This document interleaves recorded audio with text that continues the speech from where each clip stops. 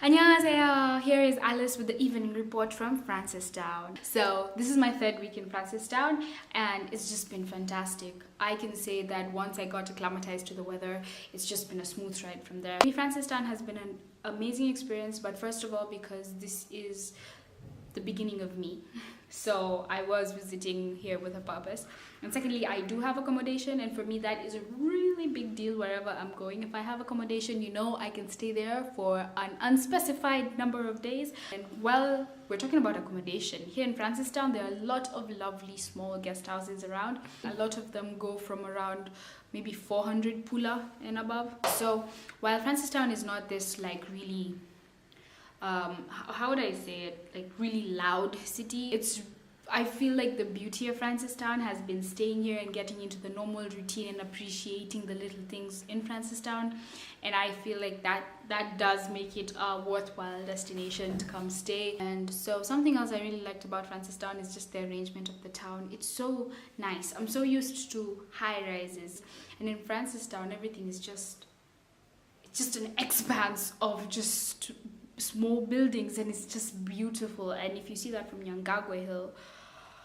mind-blowing. The things I loved in Francistown are first the streets. I really like walking on the streets because I love walking, and just being able to walk on the streets, and the streets are so quiet. They're so nice, except when it's like really hot in the afternoon.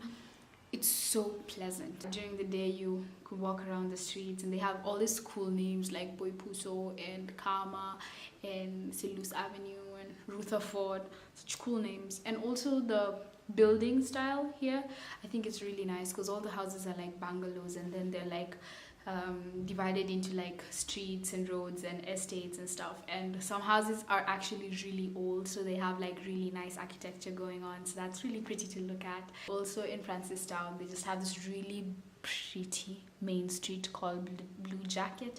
It just doesn't announce itself. It's just like when you go walk there, especially during the evening when everyone has just like settled, everyone just kind of disappears, and it's just really beautiful to go there in the evening and walk.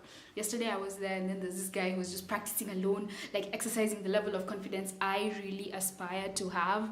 He was just there in the like big opening, and he was just doing this weird exercises, which was really cool, but he was alone.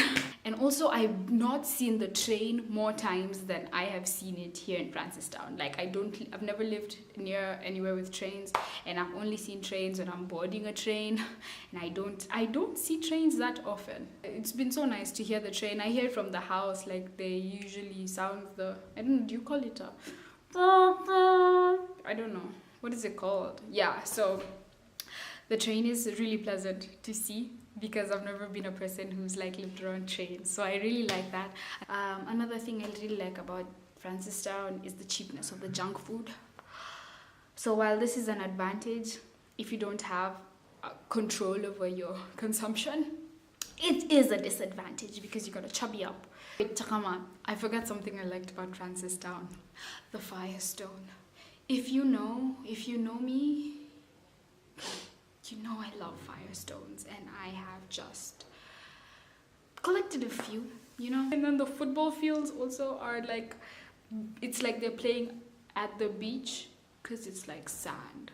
It's so cool. All the paths, sand, so cool. And another thing is when it rains in Francistown, oh, it's so pleasant. The temperatures go down, or when it's really windy, especially when the first time I came here, I would just go out onto the balcony and just sit. But yeah, that was something else I liked really about Francistown. And also that there are so many neighborhoods, like there's Area A, Area S, Area L, Area something. There's so many areas. So if you come to Francistown and you're staying in one side, you best be assured that that's probably very far from where you probably want to go. Like if you want to go to Nyangagwe and you want to be walking there daily, like I live very near Nyangagwe, so at the hill I mean, because the hospital is on the other side of the town.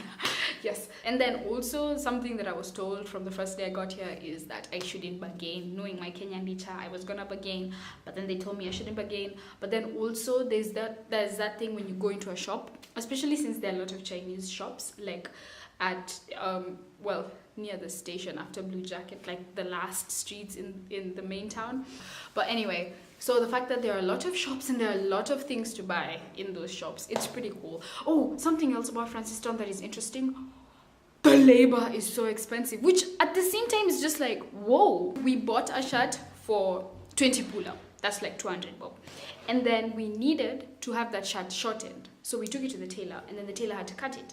The tailor charged us 30 pula. That's 300 bob. So we ended up paying more for the tailoring than for the original product. There's kind of like a standard where everyone is earning and there's no one earning so much that it's bringing the other people down, and it's just a really nice standard. And to see that and to see how an ideal can sort of exist, it's not the exact ideal, but they're living up to it. 대박이죠. But you know, also they have diamonds, so I guess if we're gonna go by that logic. So yeah, so this was just a highlight, and I hope like I can shed a little light on my trip here. My trip has been accompanied by my books where I write about my journey, and an umbrella, because I feel like an umbrella and a hat were my most important friends in Francistown. It gets so hot. When in doubt, take an umbrella. If it rains, if it's sunny, you're safe. And then my travel book, An Embarrassment of Mangoes, and I have a couple of audiobooks that I'm listening to, so that definitely does put a lot of interest in the journey. So I'm just trying to think about where I want to go next, and knowing that I'm going to go back to Kenya with a lot of experience. I'm super happy, and there, 감사합니다. Thank you for staying through the update. Right. 안녕하세요.